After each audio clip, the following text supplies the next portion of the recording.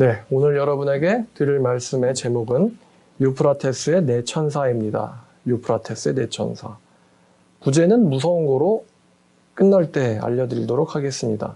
갑자기 내천사에 대해서 어떤 생각이 들더라고요. 그래서 이 말씀을 준비하게 됐습니다. 이 설교 미리 말씀드리는데 굉장히 절망적입니다. 근데 21세기 인류의 상황이 매우 절망적이기 때문에 절망적인 상황에서 절망적인 상황을 직시하지 않고 우리가 미래를 헤쳐나갈 수 없을 것 같다는 생각이 들어서 여러분들에게 솔직하게 말씀을 전해드리려고 합니다. 먼저 본문은 성경 요한계시록 9장입니다. 9장 13절부터 19절까지입니다. 여섯째 찬사가 나팔을 불매 내가 들으니 하나님 앞 금제단 넷불에서 한 음성이 나서 나팔 가진 여섯째 천사에게 말하기를 큰 강 유브라데에 결박한 네 천사를 놓아주라 하매 네 천사가 놓였으니 그들은 그 년, 월, 일, 시에 이르러 사람 3분의 1을 죽이기로 준비된 자들이더라. 마병대의 수는 2만만이니 내가 그들의 수를 들었노라. 이 같은 환상 가운데 그 말들과 그 위에 탄 자들을 보니 불빛과 자줏빛과 유황빛 호심경이 있고 또 말들의 머리는 사자머리 같고 그 입에서는 불과 연기와 유황이 나오더라. 이 세 재앙 곧 자기들 입에서 나오는 불과 연기와 유황으로 말미암아 사람 3분의 1이 죽임을 당하니라. 이 말들의 힘은 입과 꼬리에 있으니 꼬리는 뱀 같고 또 꼬리에 머리가 있어 이것으로 해하더라. 2절 더 읽을게요. 이 재앙에 죽지 않고 남은 사람들은 손으로 행한 일을 회개하지 아니하고 오히려 여러 귀신과 또는 보거나 듣거나 다니거나 하지 못하는 금, 은, 동과 목석의 우상에게 절하고 또 그 살인과 복술과 음행과 도둑질을 회개하지 아니하더라. 여기까지입니다. 본문이 묵직하죠? 저는 요즘에 노방전도를 다시 시작을 했습니다. 근데 별로 교회에 대해서 그렇게 피하는 분위기도 아니더라고요. 여론은 무슨 교회 다니는 사람 보면은 죽일 것처럼 굴더니 막상 전도했을 때 만나보니까 그냥 코로나 터지기 전이나 지금이나 똑같았어요. 어떻게 했냐면은 이제 전도용 마스크, 저희 교회는 덴탈 안 줍니다. KF94 마스크 들고 나가서 교회 스티커 붙이고 그거 나눠주면서 요즘 미세먼지가 아주 최악이었거든요. 그러니까 이거 쓰고 좀 살라고 이렇게 이야기를 전해드렸어요. 그리고 이 미세먼지 이거는 이제 대기오염이죠. 어느 누구도 대기오염을 피할 수 있는 사람은 없어요. 숨을 안 쉬어야 되기 때문에. 지금 제가 숨을 쉬는 이 공기조차도 오염된 공기를 사실은 마시고 있습니다. 어떠한 필터도 100% 거르지 못하거든요. 그래서 이 재앙은 영원히 끝나지 않을 재앙이기 때문에 우리가 여기에 적응을 해야 된다. 그러니까 마스크를 잘 착용하고 또 하나님 믿고 지혜롭게 피했으면 좋겠다라고 이야기를 전했습니다. 어리석은 자는 그냥 당하는 거고요. 미래를 아는 자는 피할 수 있는 거죠. 대비할 수 있는 거고요. 성경을 알면은 미래를 알 수 있고 또 운명을 알 수 있고 종말을 알 수 있고 구원을 알 수 있습니다. 그리고 피할 수 있죠. 미세먼지 때문에 우리 교회 성도님들은 마스크 잘 쓰시는데 이런 것도 미래를 알고 피하는 겁니다. 제가 엊그제가 아니죠. 며칠 전에 그 고등학생들이 덴탈을 많이 끼더라고요. 그래서 덴탈 끼는 애한테 가서 물어봤어요. 혹시 왜 덴탈 끼냐? 3명이 있는데 그중 셋 중에 둘은 KF였는데 한 명이 덴탈 마스크였어요. 왜 덴탈 끼냐? 그랬더니 그냥 뭐 답답해서요? 그러더라고요.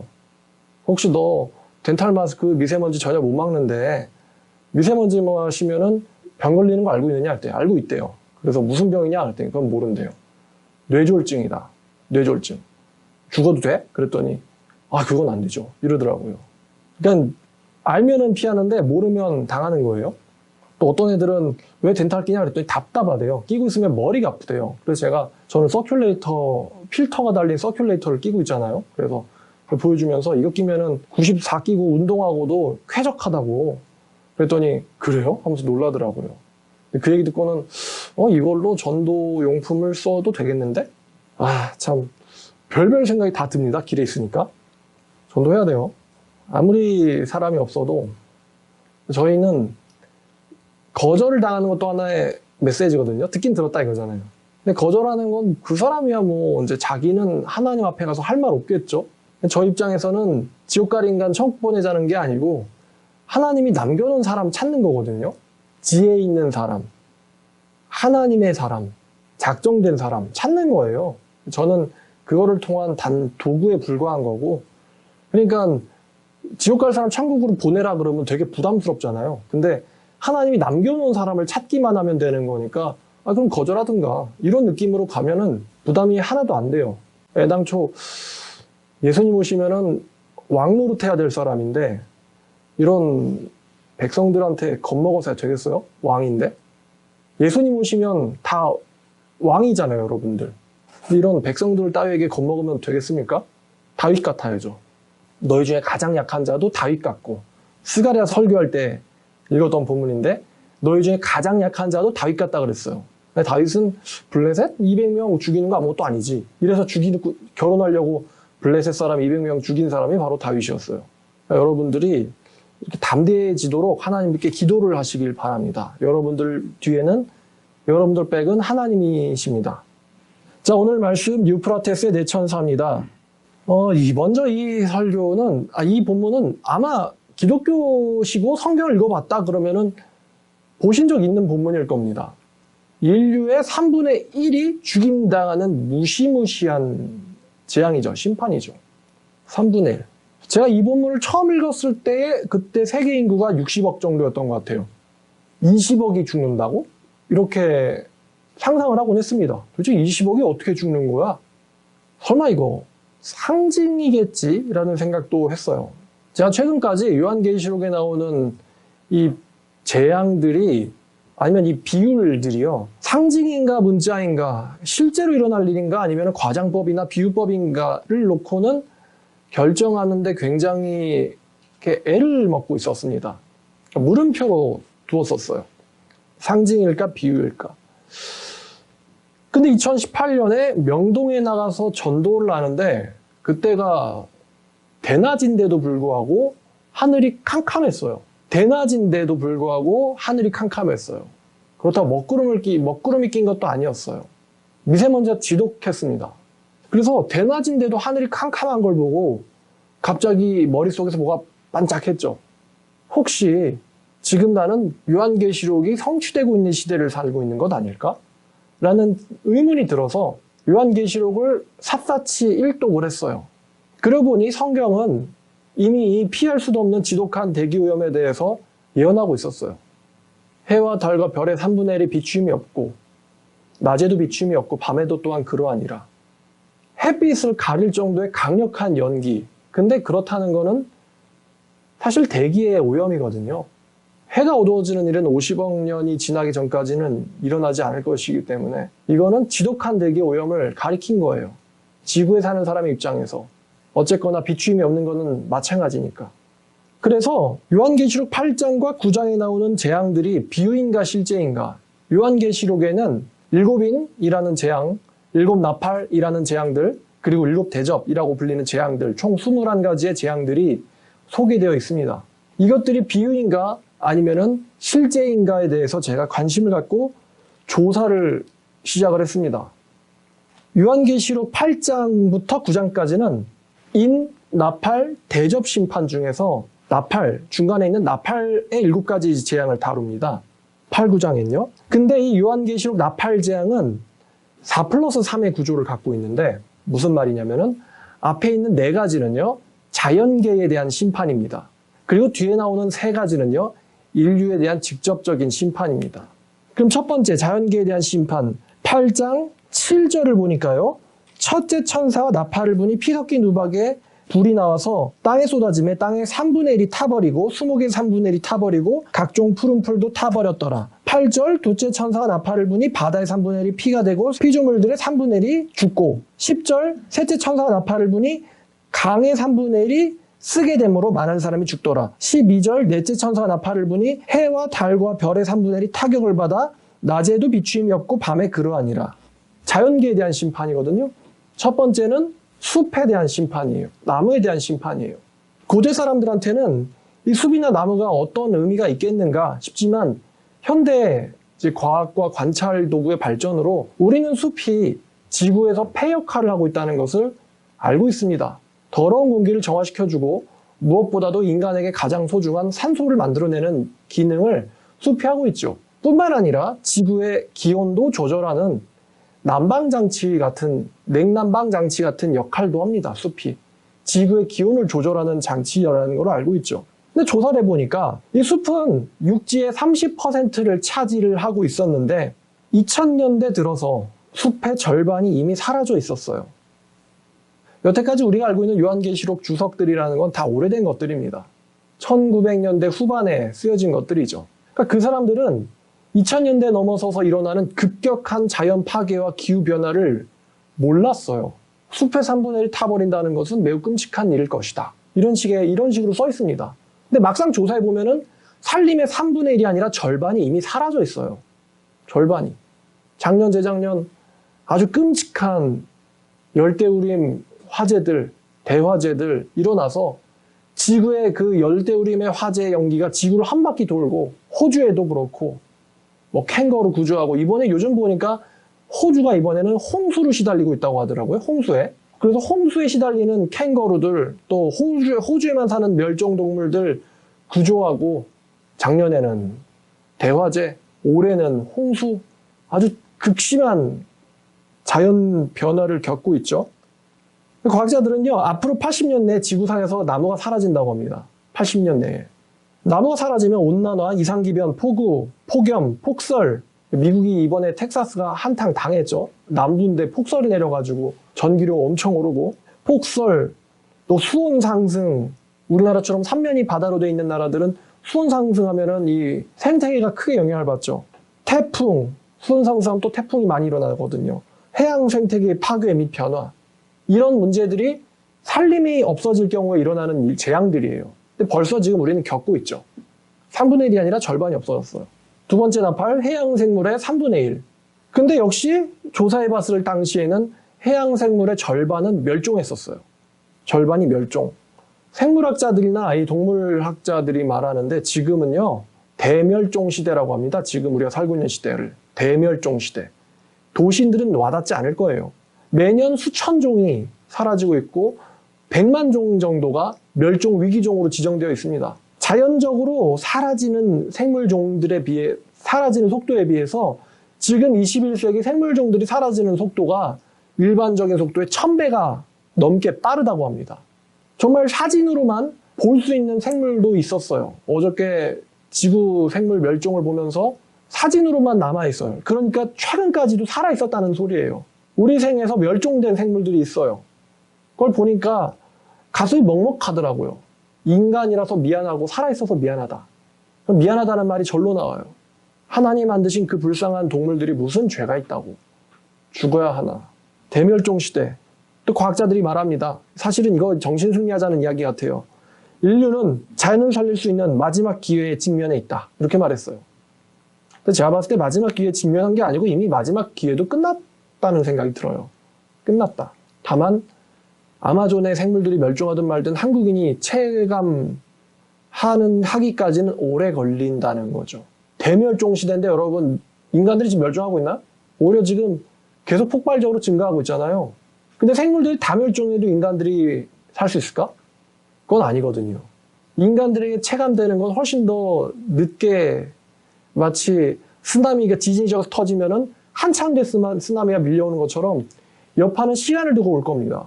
그리고 그때에 가서 도시인들이 깨달을 때쯤에는 벌써 늦었겠죠. 자주 말했지만 해산물을 즐길 수 있는 마지막 세대가 바로 저입니다.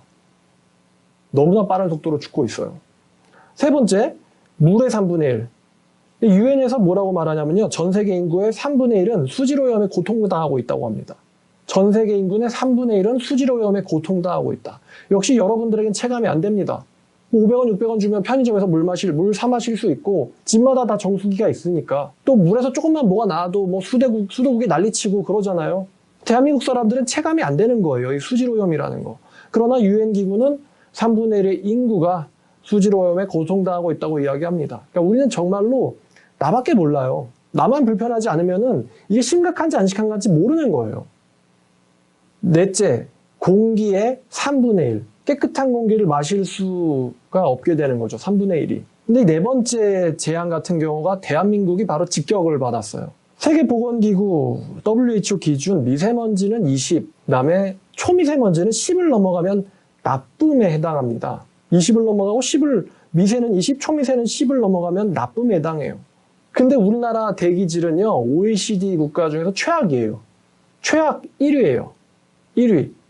얼마 전에 저번 주 그랬는데 미세먼지가 110, 초미세먼지 70. 여러분 미세미세 봤어요? 어플 이름 얘기해도 되나? 빨간색도 아니고 그냥 검은색이에요. 원자탄 떨어졌어요. 나가지 마세요. 주의하세요가 아니라 나가지 마세요. 가 떴어요. 며칠이나. 아무도 그런 거 근데 별로 관심을 안 쓰더라고요. 110과 70이면요, WHO 기준에서 6배, 7배를 그냥 넘습니다. 황사 아니어도 그 정도가 기본이에요. 디폴트 값이에요. 110이다. 그럼 KF90 4끼고 나갔다고 해도요, 6%만 들어오는 게 아닙니다. 왜냐면 공간이 있어요, 공간.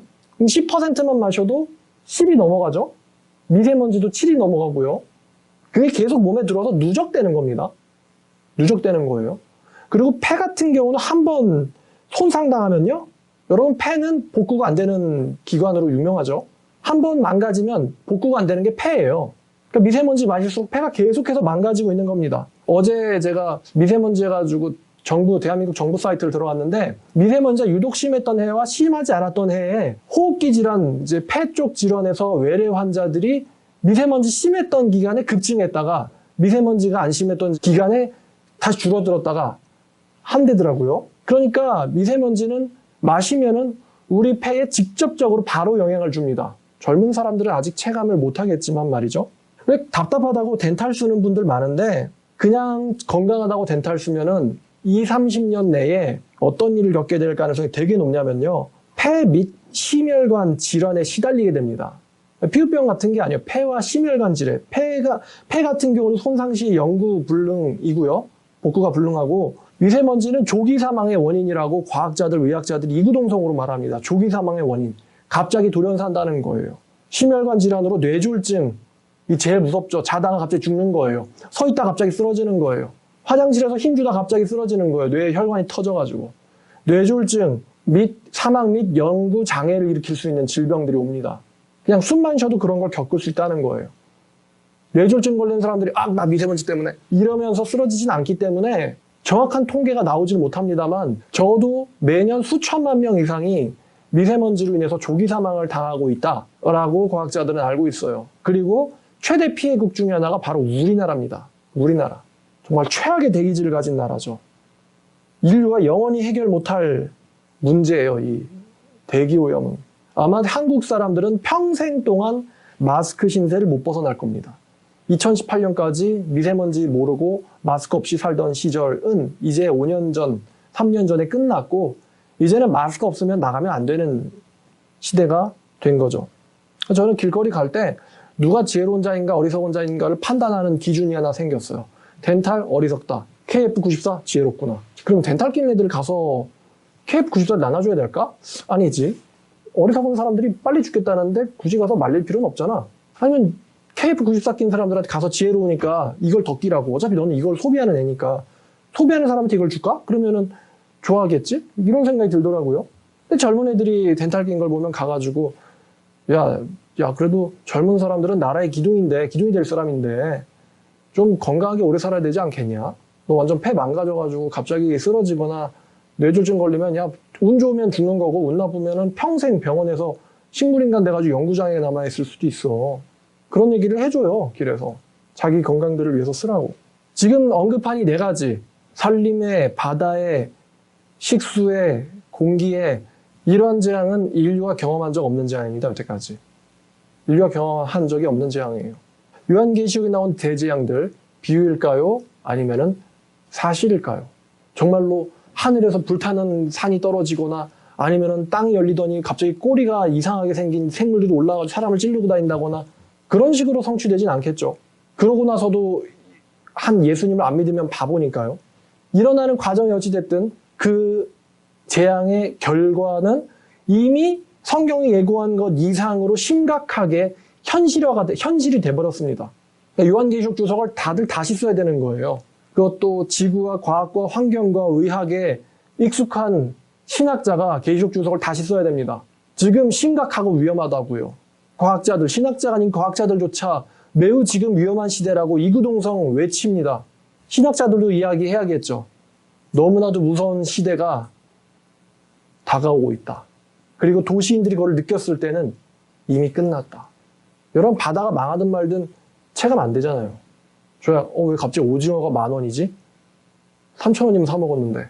즐겨 먹던 울릉도 오징어도 이제 못 먹겠어요? 계속 수온이 따뜻해지니까 없어지거든요. 동태나 고등어도 마찬가지고요.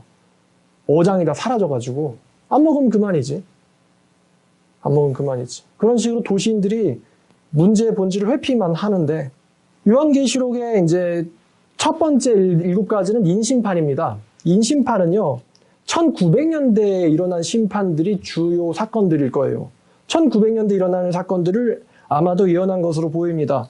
한 절만 볼 건데, 요한계시록 6장 8절을 보면 네 번째 인의 청황색 말이 등장하는데, 이 청황색 말의 이름이 사망과 음부인데, 음부의 권세가 그 뒤를 따른다 그랬어요. 죽음이에요. 청황색 말의 이름이. 그들이 땅 4분의 1의 권세를 얻어 검과 흉년과 사망과 땅의 짐승들로서 죽이더라 라고 이야기합니다. 검과 흉년과 사망의 땅의 짐승들로서 죽이더라. 이 1900년대 기준 17억이에요. 그 당시 인구가. 4분의 1이면 약 4억 정도 됩니다. 여러분, 1900년대를 우리가 뭐라고 정의할 수 있을까요? 20세기를 말하는 건데.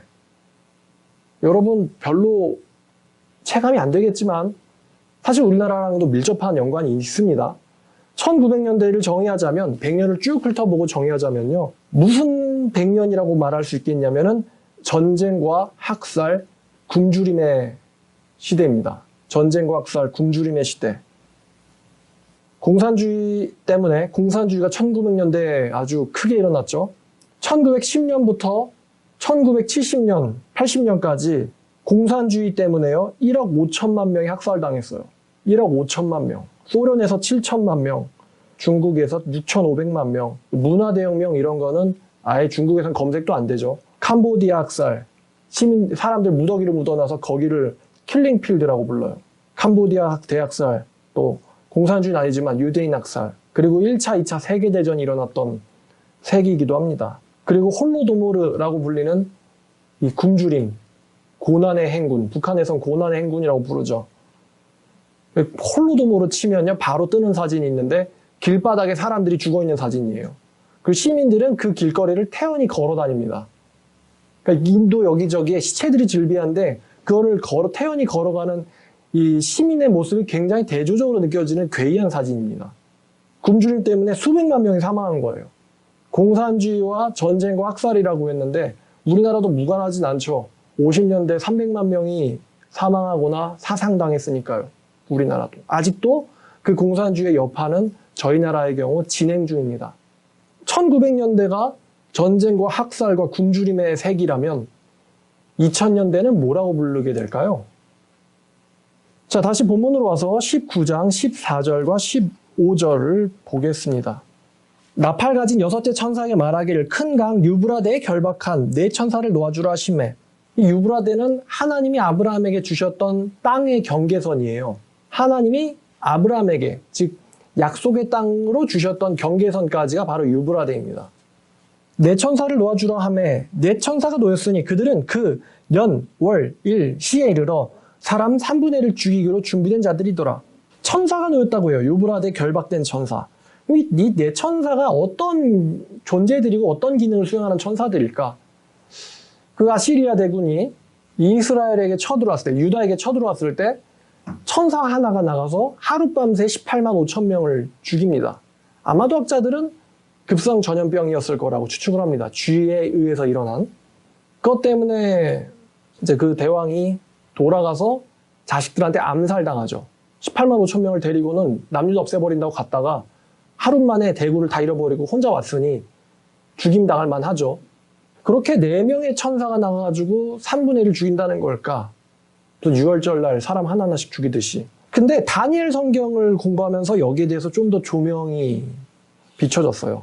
다니엘서 10장을 보면 10장 20절과 21절에 약간 특이한 표현이 나오죠. 다니엘서 10장 20절과 21절입니다. 어떤 천사예요. 아마도 가브리엘 가능성이 있는데 그가 이르되 내가 어찌하여 네게 왔는지 네가 아느냐? 이제 내가 돌아가서 페르시아의 군주와 싸우려니와 내가 나간 후에는 헬라의 군주가 도달할 것이니라. 오직 내가 먼저 진리의 글에 기록된 것으로 내게 보이리라. 나를 도와서 그들을 대항할 자는 너희의 군주 미가엘 뿐이니라. 군주란 말에 집중해서 보면 페르시아의 군주가 나오고 헬라의 군주가 나옵니다. 그리고 그 다음 절에는 너희의 군주 미가엘이 나오죠. 이게 무슨 말이냐면요. 나라의 천사가 있어요. 나라의 천사. 좀 상상력을 크게 키워야 되는데 두세 개가 있는 거예요. 하나는 지구에 있는 현 세계고 하나는 영적 세계가 있는 겁니다. 그리고 지구의 세계와 영적 세계는 매우 밀접해요. 여러분 주기도문에서 하늘에서 이루어진 일이 땅에서도 이루어진다라는 것은 하늘 세계에서 성취된 일이 땅에서도 그대로 실현되게 해달라는 이야기입니다. 하늘 세계의 일과 땅의 세계의 일은 밀접한 연관을 갖고 있어요. 그래서 지상에는 페르시아가 있지만 천상에는 이제 영적 세계라고 부르겠습니다. 이 영적 세계에는 페르시아의 천사가 있는 거예요. 그럼 지금 이 천사가 뭐라고 말하냐면 내가 돌아가서 페르시아의 군주와 싸우겠다.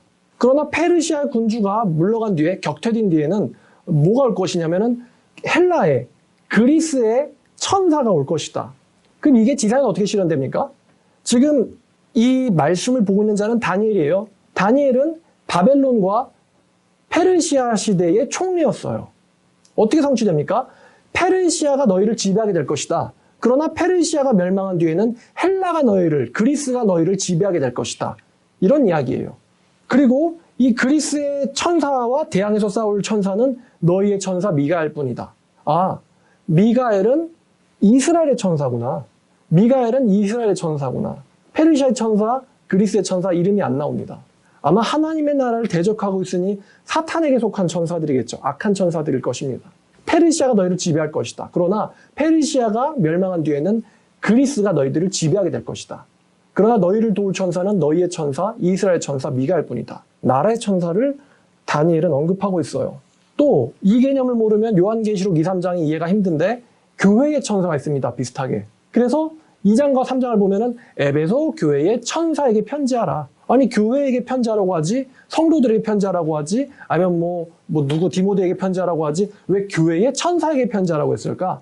그러니까 지상세계 에베소 교회를 담당하는 하늘의 에베소의 천사가 있는 거예요. 지상세계의 서문화 교회를 담당하는 하늘의 서문화 천사가 있는 거예요. 지상세계의 라오디게아 교회를 담당하는 하늘의 영적인 라오디게아 교회의 천사가 있는 거예요.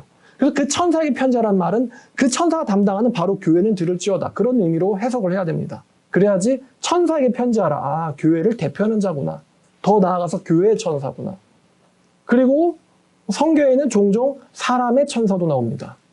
사람의 천사.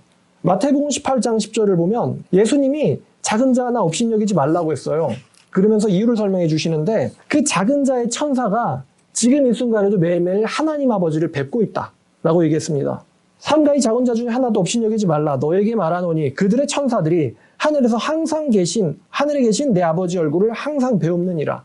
그러니까 작은 자 중 하나에게 학대하지 말라는 거예요. 혹시 얘가 하나님의 사람인 경우 얘에게 하나님의 천사가 있는데 그 얘를 담당하고 있는 하나님의 천사가 맨날 가서 하나님의 아버지를 만난다는 거예요.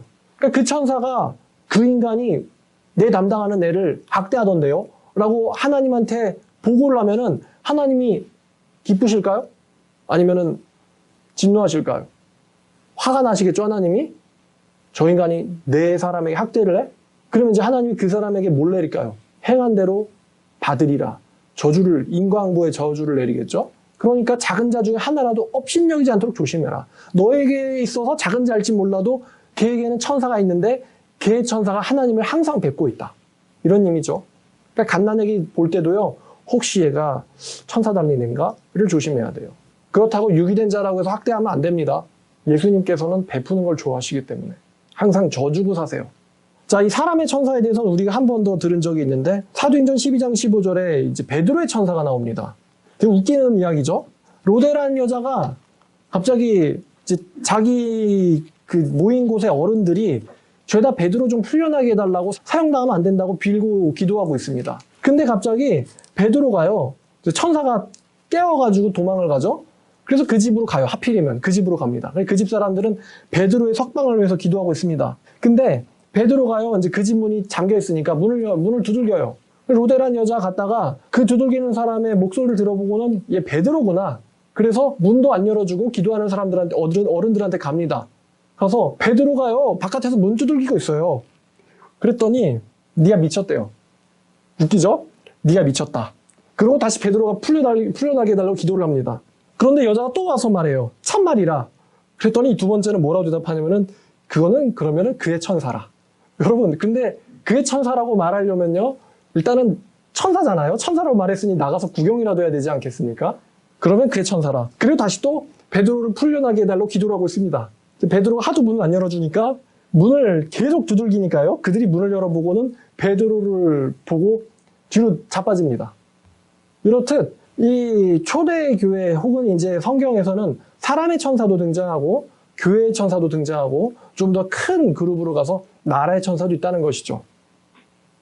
자, 다시 또 본문으로 요한계시록으로 와서 성경은요, 이 네 천사가 결박되어 있다라고 합니다.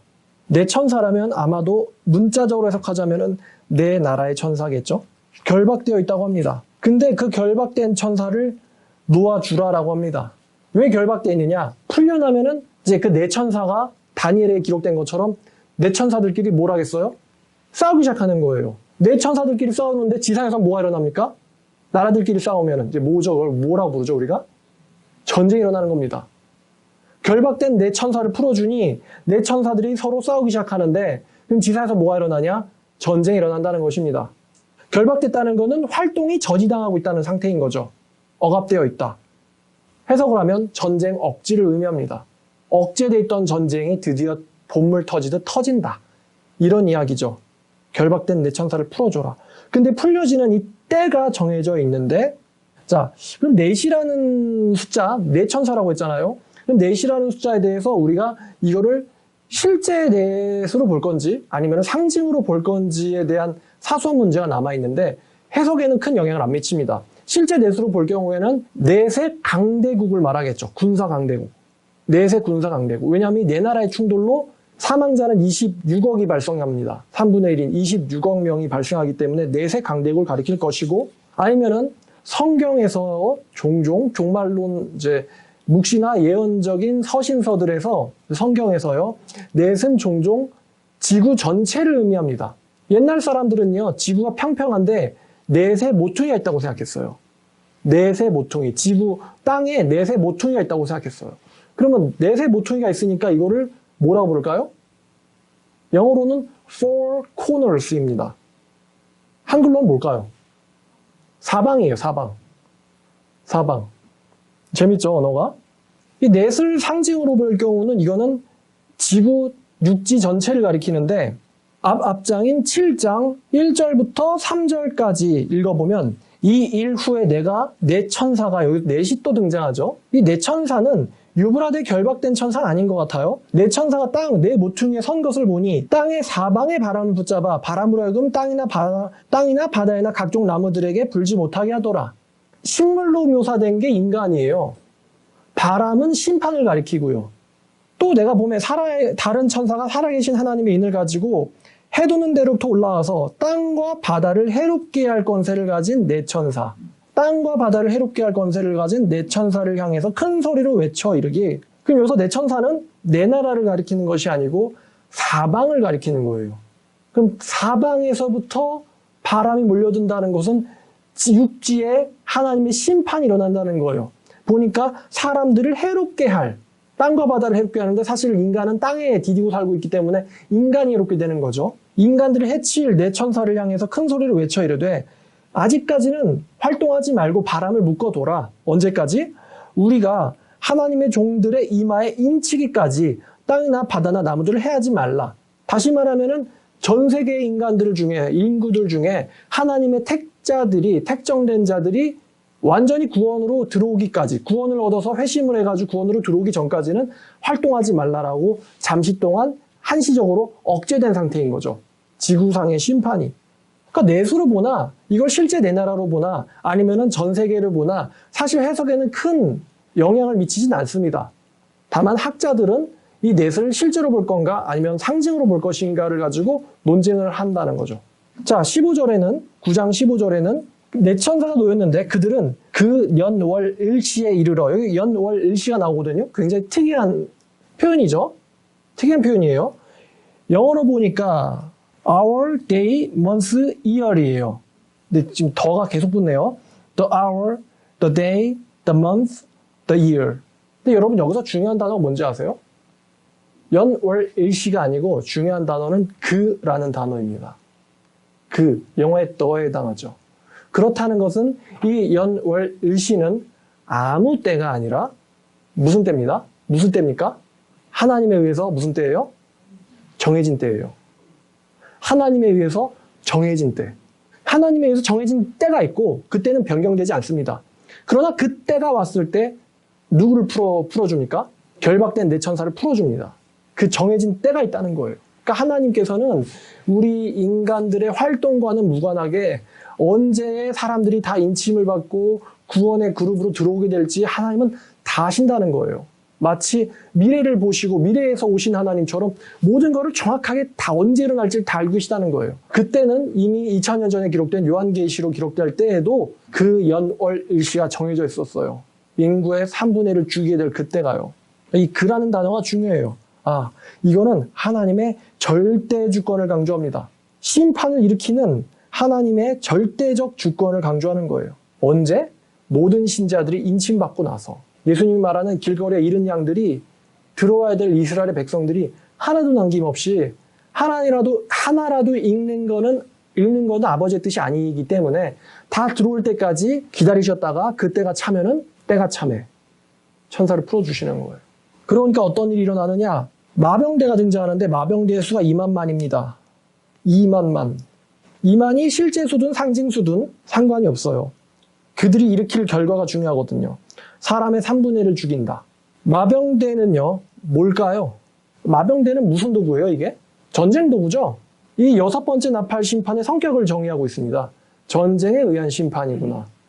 마병대는 전쟁 도구예요.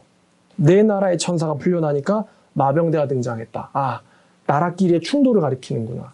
전쟁이구나. 전쟁에 의한 심판을 가리킵니다. 마병대, 전쟁 무기. 즉 6번째 나팔 심판은 전쟁에 의한 심판을 가리키는구나. 현실로 돌아오겠습니다. 제가 관심 있는 분야이기도 한데 세계 군사력 평가를 좀 살펴봤어요. 1위가 미국입니다. 2위가요? 러시아예요. 1, 2위는 거의 바뀌질 않았죠. 무섭게 치고 올라온 나라가 있는데 뭘까요? 중국입니다. 3위가 중국이에요. 4위가 인도였고 5위가 어느 나라일까요? 일본입니다. 일본. 5위가 일본이었고 6위가 우리나라예요. 대한민국 대단하죠? 전 세계에서 10등 안에 들면 그래도 일진 그룹 아닙니까? 6등입니다. 6등. 주먹질을 6번째로 잘하는 사람이에요. 만년 1등은 미국이고요. 3등이 무섭게 컸습니다. 우리나라가 워낙 강대국들한테 둘러싸여 있으니까 고래 싸움의 새우등이긴 하죠.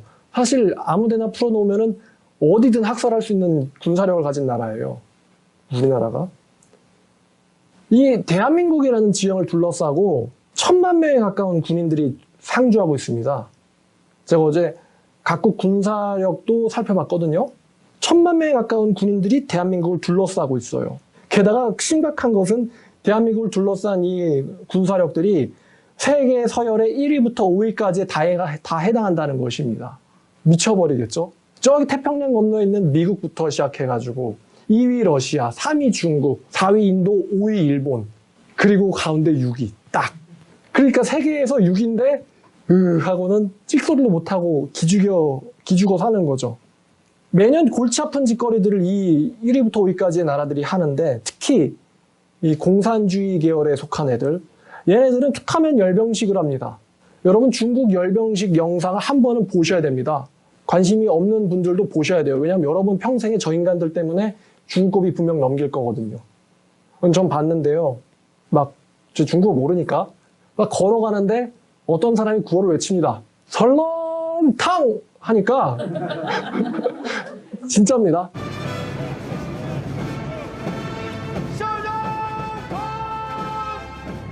설렁탕 하니까요. 행진하다 말고 거기서 얼굴 찡그리면 죽겠죠? 사선을 보면서 이제 사선이 물론 시진핑이가 있습니다만 그럼 이제 시진핑이가 이제 이러고 가죠. 이러고 이제 오픈카 타고 가면 이제 딱 한 줄로 사열된 군인들, 중공군들이 여러분 그거 볼 때 느낌이 어떤 느낌이에요? 자연스럽습니까? 굉장히 기이하거든요, 그게. 한 명의 공산주의자, 독재자를 위한 꼭두각시들, 로봇 보는 느낌이죠. AI 로봇, 첨단 AI 로봇 보는 느낌. 세뇌의 힘이죠, 그 세뇌. 북한은 말할 것도 없고요. 웃긴 거는 사설 보면서 이러고 걷는데 그 오열이 틀립니까, 안 틀립니까? 만약에 발 헛디딘다, 자빠졌다, 오열 틀렸다, 그러면 어떻게 되겠어요? 쥐도 새도 없이 깐나, 동무가 되겠죠? 걔네들이 그런 일을 왜 할까요? 자기들의 단합, 군사력 과시. 인간들만 등장하지 않아요. 매번 열병식 할 때마다 최신 무기를 공개합니다. 그것도 걔네들이 주로 공개하는 무기들은 미사일들이에요. 정확하게 미국을 부셔버릴 수 있는 미사일들. 이것들이 1위와의 싸움이 1위가 너무 세니까, 미국 너무 세요. 그러니까 비대칭 전력에만 매달리고 있어요. 절대 요격 못하는 미사일들, 절대 요격 못하는 다탄두 핵미사일들. 한 발의 미사일이 극초음속 너무 빠르게 날아가서 어떤 장비로도 요격이 불가능한데 그 미사일 한 발에 핵탄두가 10개, 12개가 탑재되어 있는 거예요. 하나 날아가면은 미국의 주 하나를 완전 불바다로 만들 만한 미사일들. 그러니까 미국이 어쩌지를 못하는 거죠. 요즘 보면 미국이 최신 무기를 공개할 때도 됐는데 가만히 있는 걸 보면요. 분명히 이 사람들도 뭔가 개발을 하고 있어요. 다만 알려지면 안 되는 무기인 거죠, 그게. 그러면 거기에 맞춰서 다른 무기를 또 개발하니까. 상대방이 극초음속 무기를 갖고 나왔으니까 극초음속 무기를 더 빠른 시간 안에 무력화시킬 수 있는 극초음속 미사일이나 아니면 요격 시스템을 준비하고 있겠죠. 미국 사람들이. 다만 공개는 안 했을 거예요. 그럼 얘네들이 무슨 목적을 위해서 이렇게 열병식을 할까? 여러분들 관심도 없으시겠지만 근데 중국 군사력에 대해서 미국의 평가가 이렇습니다. 2000년에는 이렇게 평가했어요. 2000년에는 중국은 90군대로 현대전을 수행할 능력이 없다. 근데 2020년 보고서, 작년 보고서죠. 이렇게 평가하고 있습니다. 중국은 특정 분야에서 미국과 동등하거나 미국 능력을 이미 추월하였다. 전체적인 면에서는 미국의 우세지만 어떤 부분에서는 미국과 대등하거나 이미 우세한 영역이 있다. 그래서 심히 우려된다. 라고 미국의 2020년 중국에 대한 군사력 보고서는 중국에 대해서 우려를 표했어요. 그리고 또 이런 말도 있습니다. 남중국해에서 전쟁이 벌어질 경우 승리를 자신할 수 없다. 중국의 해군 규모 세계 최대. 이런 표현들이 따라다닙니다. 그러니까 남중국해라고 한다면 이제 대만을 끼고는 충돌하는 걸 말하는 걸 거예요. 남중국해. 맨날 대만 무력시 하잖아요. 중국이 대만 상대로. 그러다 뭐 하나 딱 어긋나면 이제 바로 쏘기 시작할 거거든요. 근데 미국이 올 건 항공모함이고 중국은 항공모함만 끊어내면은 미국 본토에서 중국까지 올 만한 게 없잖아요. 항공모함만 끊어내면 되니까 중국이 힘쓰고 있는 것은 대함 미사일이에요. 항공모함을 초토화시킬, 항공모함 전단을 초토화시킬 미사일을 중국은 개발을 이미 했죠. 항공모함이 아무리 전투기가 수백 대 실려 있어도 침몰당하면은 전투기들은 있을 데가 없잖아요. 그래서 남중국해에서 전쟁이 벌어질 경우 미국의 승리를 자신할 수 없다. 이기더라도 가까스로 이길 것이다. 이렇게 평가합니다. 내 천사, 내 나라. 이 내 나라가 어디쯤에 있을까? 요한계시록 9장의 심판, 9장 6번째 나팔과 16장 6번째 대접과 요 에스겔서 38장과 9장의 에스겔서 38장과 9장은 우리가 알고 있는 아마겟돈 전쟁에 대한 또 다른 예언이에요. 구약 성경의 또 다른 예언입니다. 근데 38장, 에스겔 38장이 그 전쟁에 대해서 일정 부분 단서를 주고 있어요. 38장, 9장 전체가 전쟁에 대한 이야기지만 특정한 절만 뽑아 읽으면요. 자, 38장 1절과 2절 여호와의 말씀이 내게 임하여 이르시되 인자야 너는 마국 땅에 있는 로스와 메섹과 두발왕 곧 고게게로 얼굴을 향하고 그에게 예언하여 이르기를 이라고 얘기합니다. 여러분 로스가 뭘까요? 옛날 어르신들이 러시아를 로스라고 그랬어요. 6절을 또 보면은 고멜과 그 모든 때와 북쪽 끝에 도갈마 족속과 그 모든 때 곧 많은 백성의 무리를 너와 함께 끌어내리라.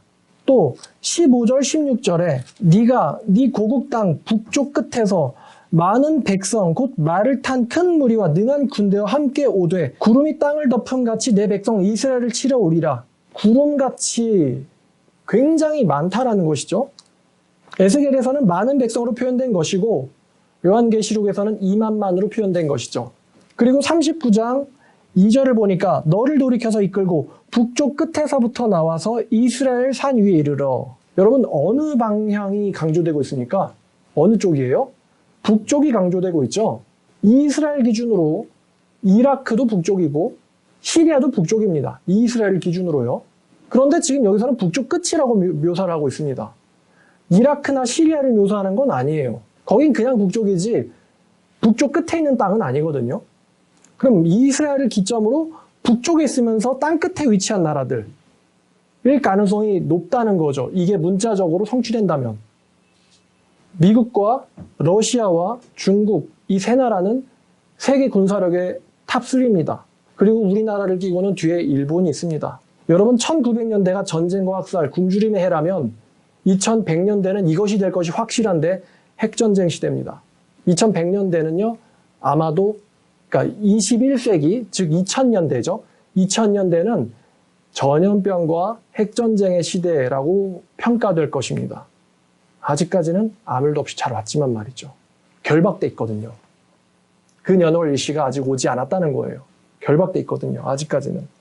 분명 2000년대는 핵전쟁 시대라고 후세에게 평가받게 될 겁니다. 우리 후세가 살아있다면 말이죠. 살아있다면. 내천사가 풀리면 인류의 3분의 1이 죽습니다.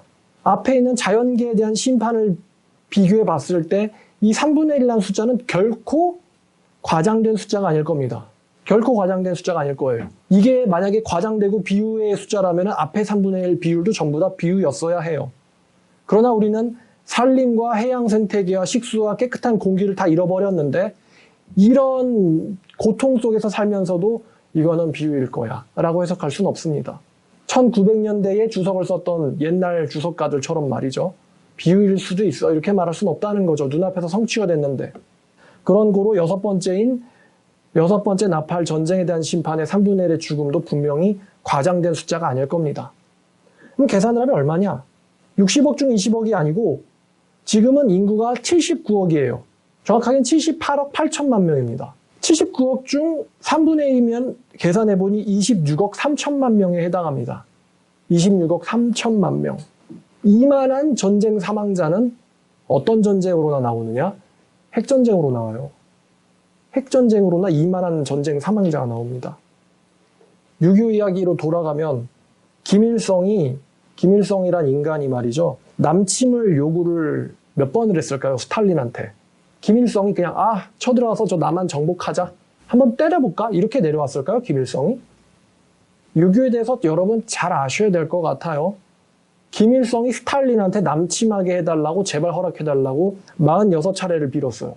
남한을 침공하게 해달라고 46차례를 빌었어요. 그럼 스탈린은 왜 46차례, 45차례나 거절을 했을까? 유보했을까? 미국의 참전이 우려되기 때문이었어요. 거기에 대해서 김일성은 끈질기게 굴었습니다. 보니 최근에, 지금 기준이 아니에요. 그 당시의 기준으로 최근에 중국이 공산화가 됐죠. 중국이 공산화가 되면서 스탈린이 전쟁을 허락하는데 훨씬 더 자신감을 얻었어요. 중국도 공산화가 됐고 소련은 이미 공산국가고 북한도 공산국가인데 남은 거는 이제 남한만 공산화시키면은 이 대륙에서 자유민주주의 따위는 없다. 그러니까 몰아내게 도와달라. 그래서 46번의 간청 끝에 스탈린이 최신 탱크를 주고 남침을 허락했고 북한은 화전양면 전술, 겉으로는 평화로운 척, 평화를 제시하는 척 하지만 뒤로는 치밀한 전쟁 준비를 꾸며서 한 달 만에 낙동강까지 밀어붙였죠. 그게 6.25였어요. 기습 남침, 치밀한 계산 끝에. 그럼 김정은은 어떨까요? 여러분 김정은이 미사일 날릴 때 심심한데 쏴보자. 저 버튼 좀 가져와. 준비 안 됐다고? 김정은이 심심하면 눌러볼까요? 아니겠죠? 분명 그건 다 계산된 행동일 거란 말이에요. 미사일 버튼 한 번 누르는데 적어도 몇 억이 깨집니다. 날아가는 것 같이 생겼어도 사실 로켓 엔진이라고 하는 최신 기술이 들어가는 장비이기 때문에 한 번 버튼 누르면 몇 억이 깨져요. 근데 돈도 없는 북한이 왜 몇 억짜리를 그렇게 팡팡 쏴댈까? 진짜로 밥 달라고 쏘는 걸까요? 뉴스에서 보잖아요. 밥 달라는구나. 지금도 김정은은 계산기 두들기고 있을 거예요. 언제 이 저울추가 우리 쪽으로 기우나 하고 기다리고 있겠죠. 군사력과 밀접한 건 경제력인데 2028년이면 중국의 경제력이 미국을 추월한다라는 거의 기정사실화된 보고서가 있습니다. 아니, 경제학자들이 이구동성으로 2028년이면 중국은 미국을 추월한다고 해요. 어떤 사람은 2년 더 빠르게 2026년이라고 얘기하는 사람도 있습니다. 코로나 때 미국은 너무 큰 피해를 받았는데 너무 많이 죽었어요. 근데 중국은 강력한 봉쇄로 코로나에 의한 경제난을 거의 겪질 않았다고 합니다. 코로나가 중국한테 굉장히 좋은 변수였던 거예요. 저 원수를 따라잡을 격차를 2년이나 줄인 거죠. 그리고 2035년이 되면 그때까지 우리나라가 안녕할지 모르겠지만 미국과 일본 두 나라의 GDP를 합친 것보다도 높은 GDP를 중국이 해낸다고 합니다. 상상이 가나요? 일본, 중국 두 나라를, 일본, 미국 두 나라를 합친 것보다 더 많은 돈을 중국이 벌어들인다는 거죠. 2035년이면. 힘의 균형이 무너지면 이 북한이 분명히 밀고 들어오겠죠. 얘네들이 할 건 전쟁밖에 없거든요. 북한 애들이 일으킬 건 전쟁밖에 없어요. 전쟁밖에. 걔네가 뭐 남한한테 삐라를 날리겠습니까? 아니면 뭐 확성기를 틀겠습니까? 가라 그래도 안 가는데. 남한 사람 중에서도 아주 극좌인 사람들에게 가라고 해도 안 가잖아요, 북한은.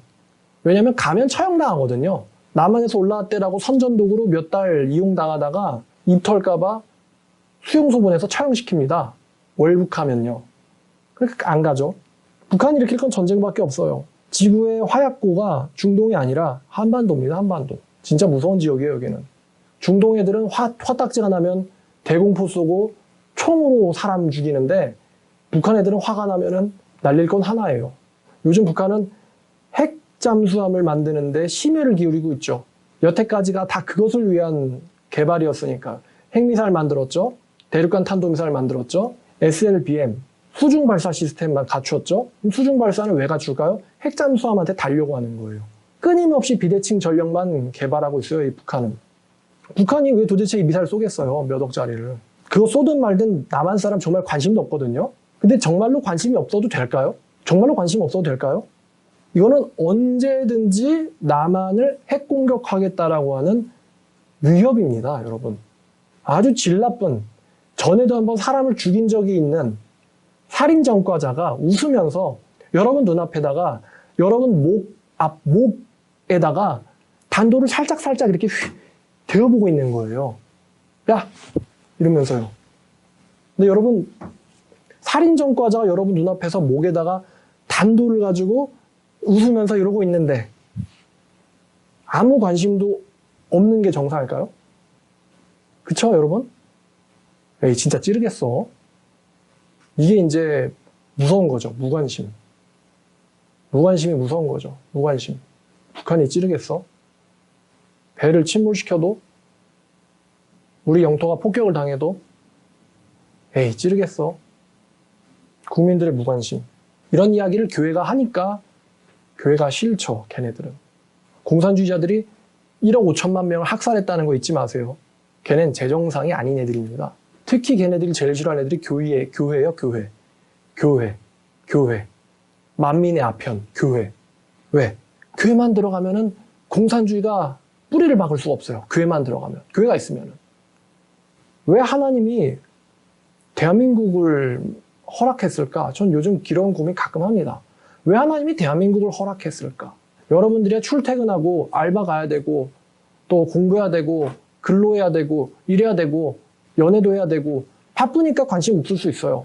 근데 하나님이 왜 대한민국을 허락했을까? 이 대한민국 정말 특이한 나라입니다. 아까 말씀드렸듯 주변이 싹 다 강대국이고 대륙 쪽으로는 싹 다 공산당 빨갱이만 있는 나라예요. 그곳에 혼자 서 있는, 외롭게 있는 나라가 이 대한민국입니다.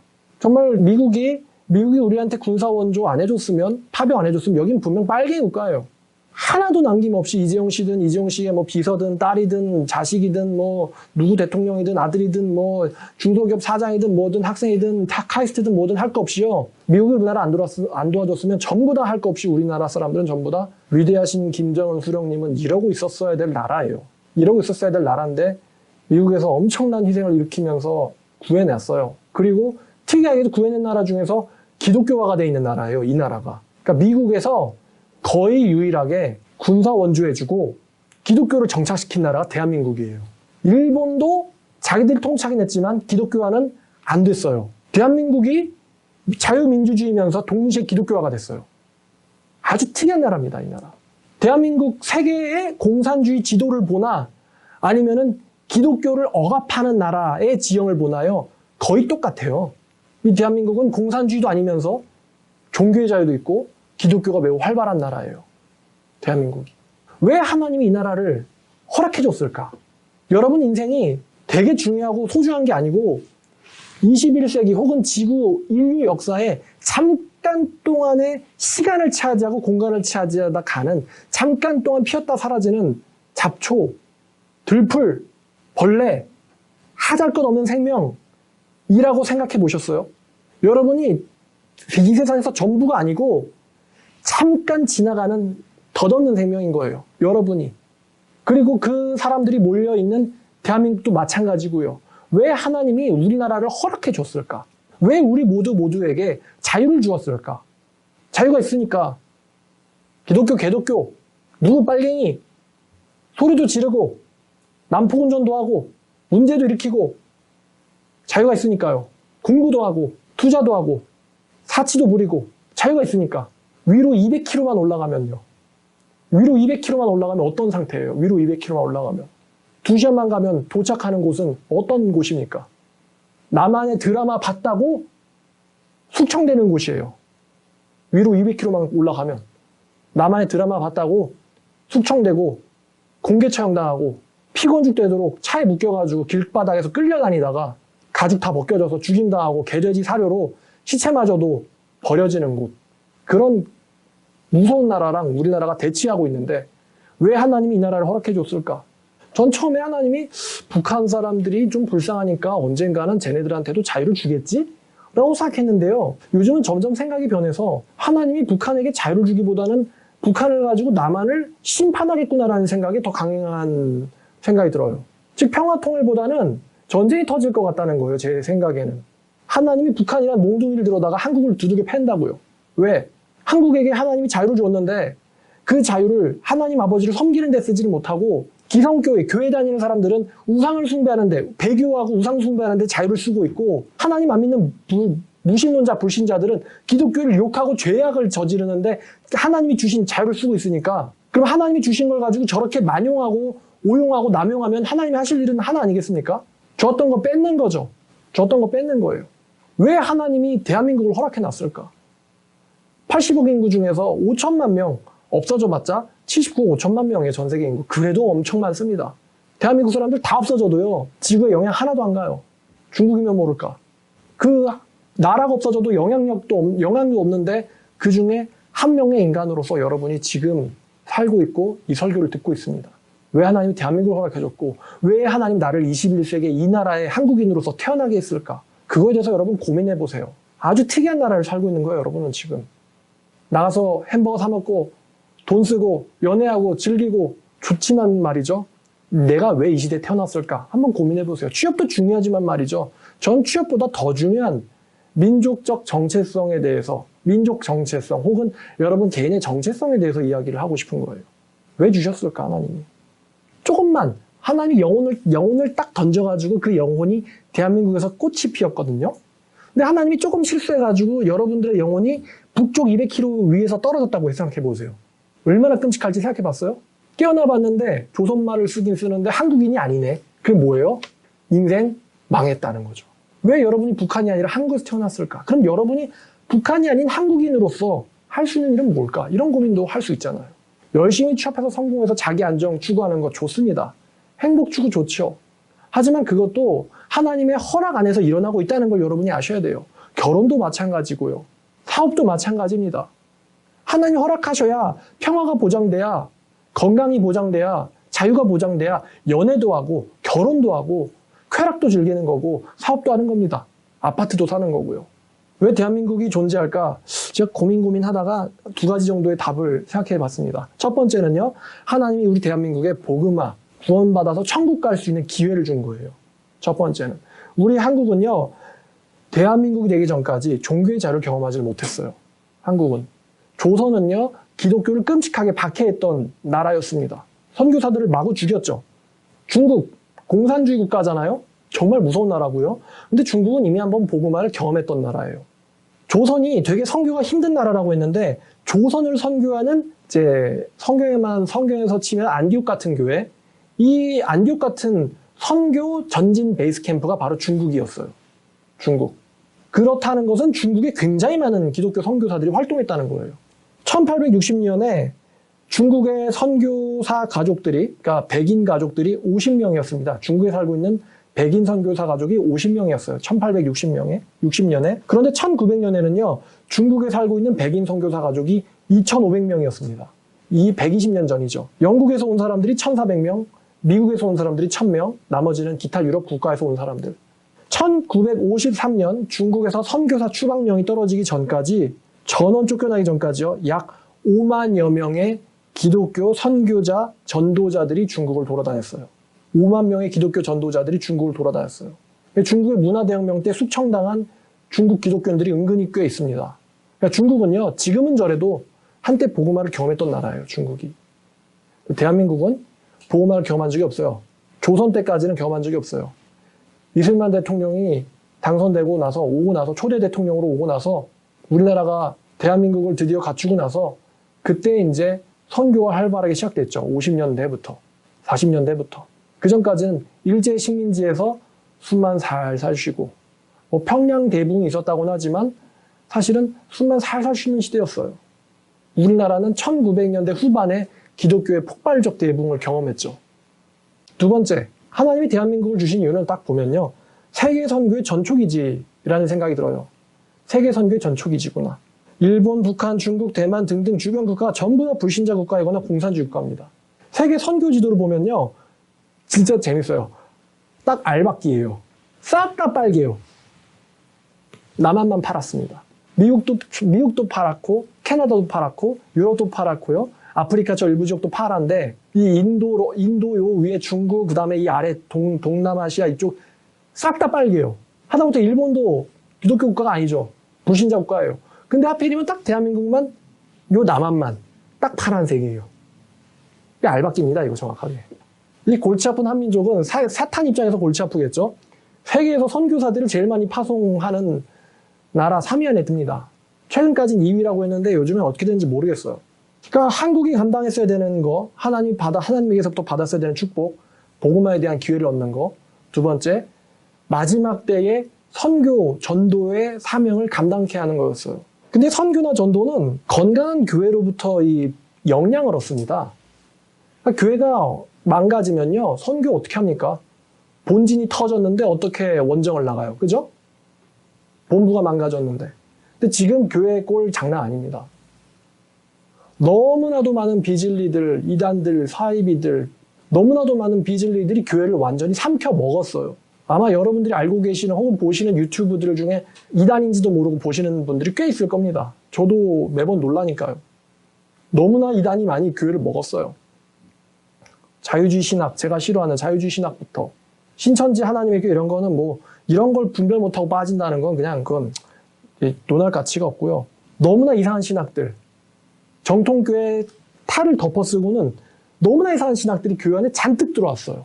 도저히 이단을 물리칠 수 없게 교회를 약골 만들어버리는, 무능하게 만들어버리는, 영적으로 죽여버리는 그런 무시무시한 신학들이, 이단들이 교회 안에 잔뜩 자생했단 말이에요. 그래가지고 코로나 터졌을 때 여러분들 꽤 많이 느꼈을 거예요. 이제 아군도 적군도 구분 안 되고 그냥 구분도 못하고 카바도 못 쳐주겠고 그냥 봉창 뚫겨 맞는구나. 그럼 사람들이 구분 안 하거든요. 그러니까 지금 한국교회가 900만 명이 넘는데 말을 못 하잖아요. 왜? 교회 다니면서 공산화 반대한다 그러면은 구구냐 프레임이 들어가거든요. 그러니까 신경 끄자. 교회 다니는 사람들은 정치 얘기하지 말자. 잘못하면 극우 프레임 씌워진다. 그러니까 중국, 북한이 여론 조작을 수천만 명을 동원해서 여론 조작할 때 교회 다니는 사람으로서 이구동성 한 목소리 내기 힘들잖아요. 교회 다니는데 자유를 얘기한다? 아, 그구나. 이런 프레임이 씌워지거든요, 지금 현재. 근데 그게 쟤네들이 프레임을 잘 짠 것도 있고, 이쪽 진영에서 나가는 선수가 적합하지 않은 것도 있어요. 이쪽 진영에서 내보내는 선수가 적합하지 않은 거예요, 대표 선수가. 어떻게 해야 될지 모르겠어요, 어떻게 해야 될지. 뭐를 막아야 될지, 이단을 막아야 될지, 공산화를 막아야 될지, 아니면은 반지성을 막아야 될지, 반성경을 막아야 될지, 뭐와 지금 맞서 써야 될지 모르겠는 너무나 많은 것들이 교회를 밀고 들어오고 있습니다. 여러분이 왜 존재하는가 생각해 보세요. 전도해 보면서도 생각해 보세요. 전도라는 거 미친 짓입니다만 나가 보세요. 그러면 평소에는 안 하던 생각을 하게 됩니다. 길에서. 말을 못 걸어도 좋으니까 이 세상에 엄청난 사탄의 만리장성, 벽을 만져보고 느껴보라는 거예요. 내가 뭘 할 수 있을까? 자유대한민국 시민으로서, 국민으로서 뭘 할 수 있을까? 한국교회 교인으로서 내가 뭘 할 수 있을까? 나의 무력함을 느껴보라는 거예요. 그 원수의 벽을 만져보면서. 하나님이 분명히 대한민국이라는 나라를 말세에 자유대한민국 기독교가 그래도 1000만 명 가까이 되게 만든 그런 나라로 만든 이유는 분명 있을 거고요. 존재 목적이 있을 거예요. 여러분들이 교회 다니는 존재 목적이 있을 거고 여러분들이 태어난 존재 목적이 분명히 있습니다. 근데 그거를 찾지 않고 계속 망각하고 내 사리사욕 채우기 위해서 살면요. 하나님께서 선물로 주신 자유와 평화를 분명히 걷어가실 겁니다. 북이스라엘과 남유다한테 그러셨던 것처럼 예수님 당시에 이스라엘 백성들에게 메시아를 거역한 죄를 엄청난 저주로 심판으로 처벌하셨던 분이 하나님이신데 그러한 엄청난 무서운 게 우리나라 사람들에게 한국 기독교인들에게 닥칠 겁니다. 저 무신론자들이야 지네들 죄값 때문에 받겠지만 우리들은요 직무를 유기한 죄값으로 그 심판을 당하게 될 겁니다. 우리 존재 목적을 망각하면 하나님께서 평화를 걷어가실 거예요. 여러분들의 내일 하게 될 출근, 사업, 영업활동, 공부, 대기업 들어가는 거, 라인 타고, 줄 서고, 경쟁하고, 영업하고 모든 것들이 다 중요하고 여러분들에게 수많은 일상생활이 있습니다. 이 예배 끝나고 나서도 일상생활 하러 가셔야죠. 학원도 보내야 되고 또 친구도 만나야 되고 일상활동이 있지만요. 이 모든 우리의 일상활동은 평화가 보장된 상태에서만 가능하다는 겁니다.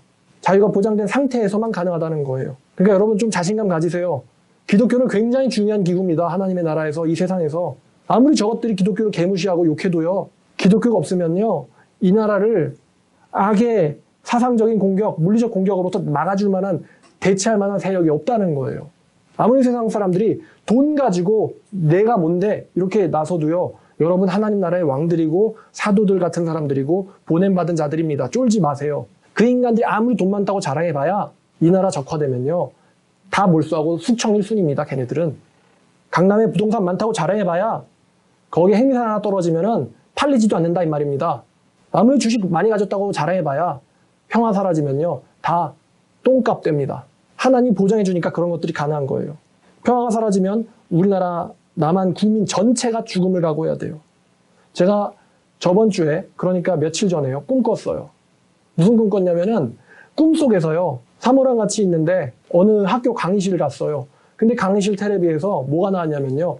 북한에서 핵미사일 수십 기를 남한을 향해서 발사하는 속보를 봤습니다. 꿈속에서. 핵미사일 수십 기가 발사돼요.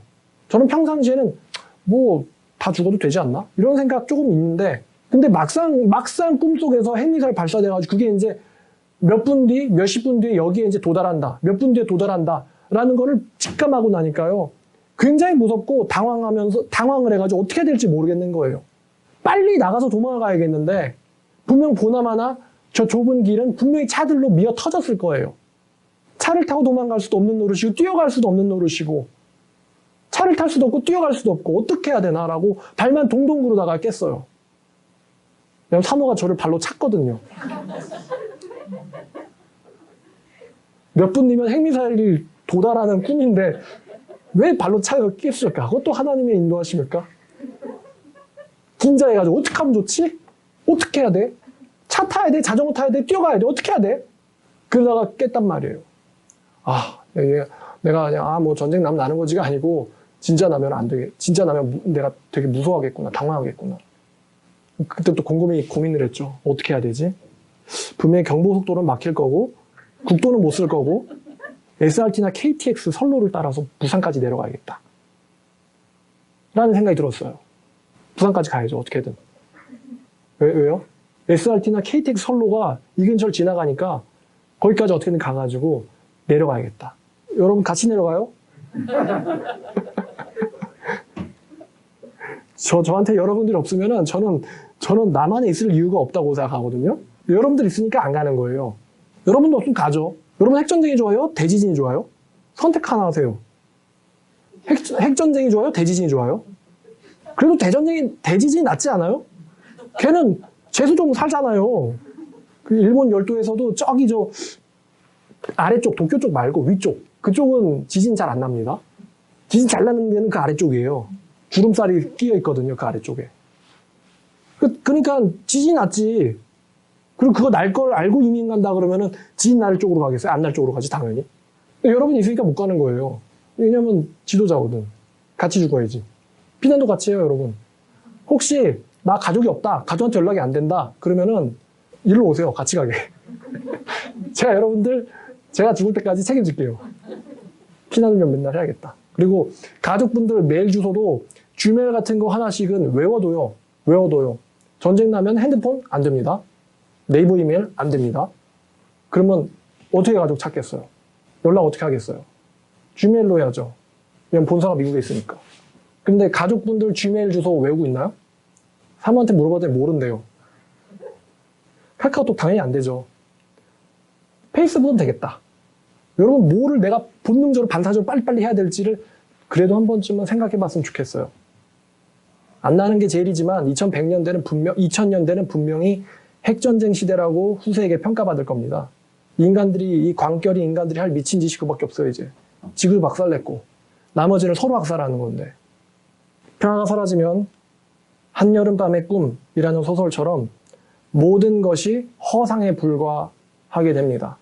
여러분들이 하고 있는 모든 매일매일의 일상들을 다 포기하고 목숨 하나 건져서 도망을 가야 돼요. 하나님 여러분에게 주신 자유와 평화를 선물로 생각하고 매일매일을 선물이라고 생각하고 감사하면서 여러분들 일어나셔야 되고 사셔야 돼요. 제가 맨날 하는 기도기도 합니다. 하나님, 맛있는 식사 주셔서 감사합니다. 오늘이라는 오늘을 주셔서 또 감사합니다. 자기 전에도 오늘 하루 잘 마무리하게 도와주세요. 시간을 주셔서 감사합니다. 매일매일을 주심에 감사합니다라고 제가 맨날 하는 기도예요. 그리고 성도 여러분들 기도도 가끔 합니다. 속으로도 걱정을 많이 하죠. 빨리 자기 존재 목적 깨닫고 각성해가지고 하나님이 보내신 그 목적대로 살아야 될 텐데 언제쯤 깨시려나 하고 세월아 내월아 하고 기다리고 있어요. 저 일본에도 복음을 전해야 되는데 걔네도 개신교 복음만은 한 번도 된 적 없는 나라예요. 천주교 복음만은 된 적 있어요. 개신교 복음만 된 적이 없습니다. 그러니까 복음을 들을 기회가 없었던 애들이에요, 일본 애들도. 자, 걸린 줄 알면은 호의가 계속되면 걸린 줄 안다고 했죠. 걸린 줄 알면은 하나님이 그 권리를 뺏어가실 겁니다. 미사일 한 발에 없어질 것들, 그런 것들이 아닌 무엇이 영구적으로 여러분들 삶에 남을 것들인지를 생각하시면서 사시길 바라요. 부동산, 명예, 재산, 대기업, 땅 투자 다 한 번에 없어질 것들입니다. 마지막으로 이 말만 하고 끝낼게요. 아시아에서 이 북쪽 끝에서 시작된 전쟁은요, 전 세계를 휩쓸고 이스라엘에서 끝날 겁니다. 그래서 유브라데에 묶여있는 천사예요. 유브라데까지는 가요. 요한계시록 9장의 6번째 나팔의 전쟁 심판은요, 16장의 6번째 대접인 아마겟돈 사건과 연결되어 있습니다. 연결되어 있어요. 9장에서는 준비하는 거고 16장에서는 마무리됩니다. 그리고 19장에서는 끝나요. 그 사탄의 군대는, 악마의 군대는 과정에 있어서는 승리하겠지만 예수님의 재림으로 전멸당하게 될 겁니다. 그리고 그때까지 생존해 있거나 아니면 죽으신 분들은, 예수에 속한 자들은 부활하여서 하나님의 천년왕국에 참여하게 될 겁니다. 결국에는 우리가 이긴다는 거죠. 변수는 핵미사일이 아니라 예수님이거든요. 자, 성경 누가복음 21장 25절부터 36절까지 읽고 끝내겠습니다. 21장 25절부터 36절까지입니다. 누가복음 25절부터 36절까지. 1월 성신에는 징조가 있겠고 땅에서는 민족들이 바다와 파도와 성난 소리로 인하여 혼란한 중에 공고하리라. 사람들이 이 세상에 임할 일을 생각하오면 무서워함으로 기절하리니 이는 하늘의 권능들이 흔들리겠습니다. 그때의 사람들이 인자 구름을 타고 능력과 큰 영광으로 오는 것을 보리라.